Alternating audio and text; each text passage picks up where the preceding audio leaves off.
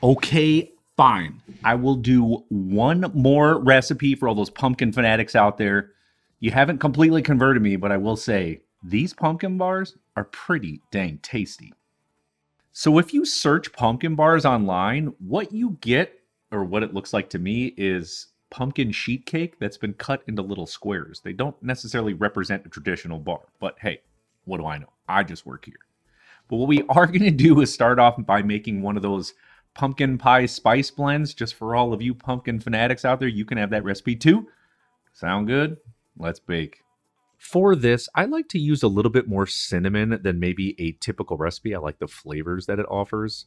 What we're going to do in addition to the cinnamon in a bowl is add in some ground ginger, followed up with some ground nutmeg, and then some ground cloves. Now, if you can't get a hold of ground cloves, you can substitute in for ground allspice. Using a whisk, mix everything together until it is completely combined and no chunks of the spices are anywhere. And now for the dry ingredient portion of this recipe, got some all-purpose flour in an extra large bowl. What we're going to do is add in some baking powder. It's going to help it rise, followed up with some baking soda, also going to help it rise, a pinch of salt for some flavoring, and then some of that pumpkin pie spice blend that we made. Not all of it, just some of it. And then use a whisk and mix it until it is completely combined and set it to the side. Okay, now for our wet ingredients. In a separate large bowl, I've got some large eggs. We're next going to add in some vanilla, followed up with some oil. You could use vegetable, canola, or any oil that you like, just not olive oil. Followed up with a little bit melted unsalted butter. Now I'm going to add in some brown sugar, and that, my friend, is a key to making this really tender and delicious. Followed up with some sugar, and then some canned pumpkin puree.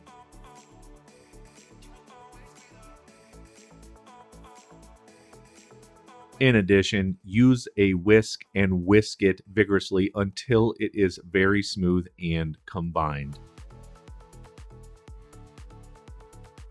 Now we're going to take the wet, add it over to the dry, and this is why I told you to have an extra large bowl, because it's all going into that dry ingredient bowl. Be sure to grab a rubber spatula and get all the goodness out of that wet ingredient bowl. None of it goes to waste, my friends.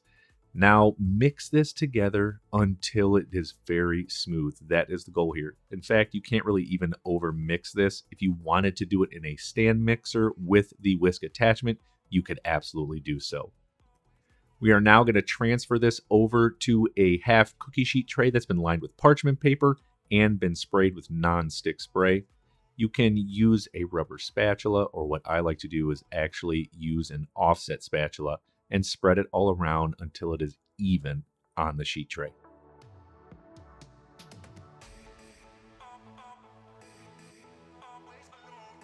Just going to make sure I get all that goodness off of there just like that, and then give it a few knocks just to flatten it out. Going in the oven on 350 degrees Fahrenheit for in between 20 and 25 minutes. The waiting game isn't too long on this, but once it is done, we are going to take it out and set it right down on a cooling rack and wait till it cools down to room temperature.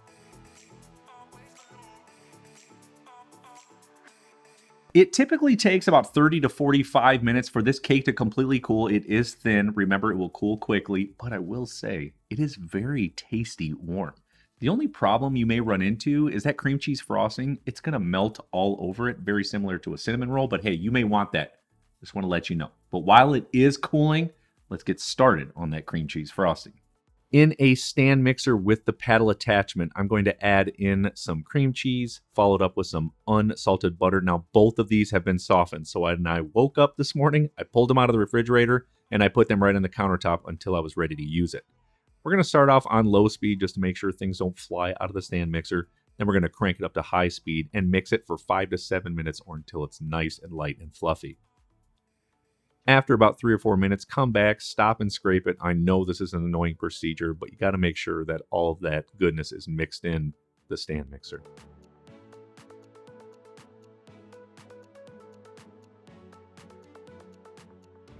Okay, at this point, we are going to turn it down to low speed. It's light, fluffy, and delicious. We're going to add in some vanilla, a pinch of salt, and then I've got some powdered sugar. You do not need to sift it, but you can if you want to feel safe about it.